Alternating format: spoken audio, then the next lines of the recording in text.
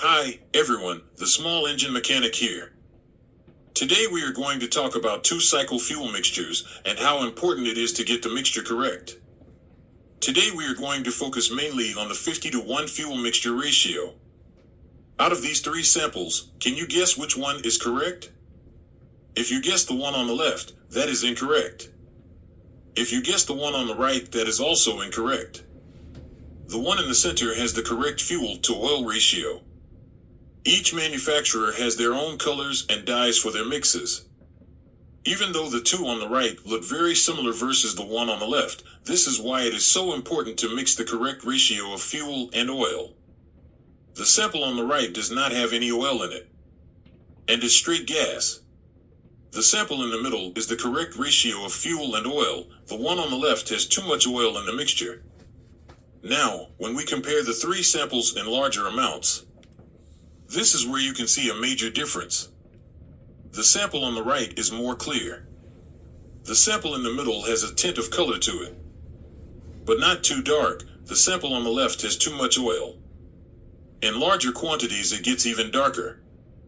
All three test samples were taken from these larger containers, so sometimes it can be confusing. For homeowners, there are two basic sizes of two-cycle oils: the 12.8 fluid ounce and the 2.6 fluid ounce sizes. The 2.6 fluid ounce size can be mixed directly with a 1-gallon fuel container, while the 12.8 fluid ounces can be mixed into multiple containers or of multiple fuel ratios required. Why worry about it so much? Well, too much oil in the fuel mixture can cause your carburetor, spark plug, and exhaust manifold or to foul out or get clogged. Not enough oil mixture in your fuel?